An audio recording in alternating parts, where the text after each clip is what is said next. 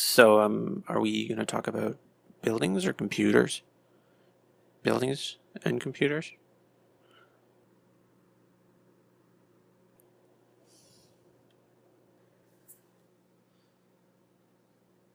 So, Done by Data is a design consultancy that specializes in this question of urban form and spatial grade. For example, we might take a dwelling of 260 square meters that provides 2 bedrooms, a living space of moderate size, and represents this kind of nostalgia for the Victorian home. In that 40% of the space will be devoted to servant space, doing the laundry, ironing the clothes, preparing the food, and 60% devoted to the family itself.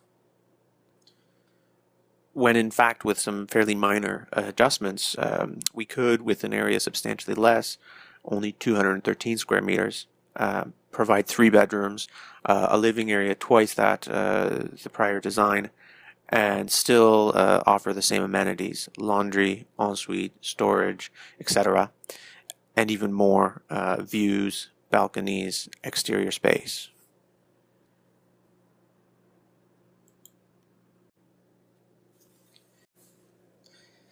And what we're discovering is that a project can be built with inexpensive materials and a nominal budget can be achieved. But if it produces an excess of bulk space or bulk density, then however nominal the cost of construction, the building itself won't be economical. So for capital to be well spent and valuable real estate well used, a project needs to have both an economy of construction, but also an economy of form.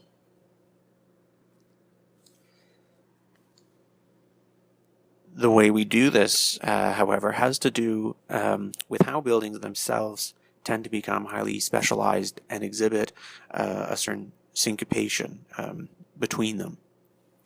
And this allows us to basically cross-examine data and uncover curious ways in which buildings self-organize.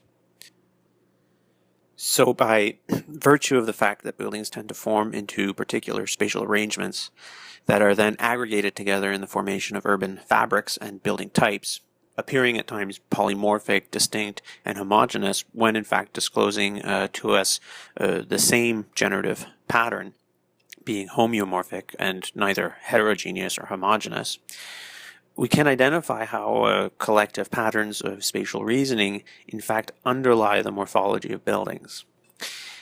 And then take that spatial reasoning to estimate the percentage of good density or good space within a given floor plan to bulk density or bulk space. So what we essentially arrive at is a succession of patterns that begin to supersede design logics and look at form and economy and architecture with more rigor. For instance, we're able to demonstrate how to get more mileage from space, how to make every inch of space count. And so we might take an existing design and suddenly double the amount of living space, make every unit barrier-free, and increase the quality of space without in fact changing size or floor area, but by simply changing the composition of space, which results in changes to the economics of buildings, but at the same time produces more units, more residents, higher quality of life, and so forth. In short, an ability to represent capital interest while also ensuring consumer protections, which are particularly useful when dealing with low-income housing.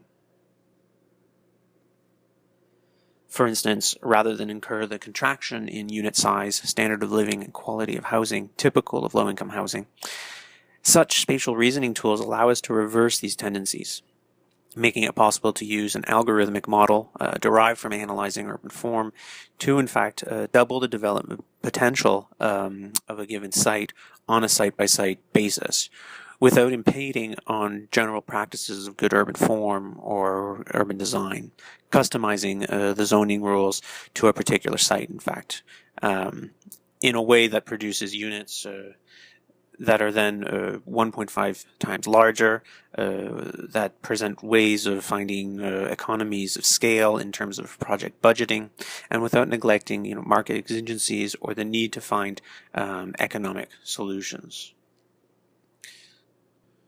So, for instance, instead of providing one-bedroom units of very low quality that can barely fit a living room, dining area, and kitchen, and that are compromised by a grade of space we have historically avoided, it becomes possible to offer a unit of noticeably higher quality while still remaining affordable.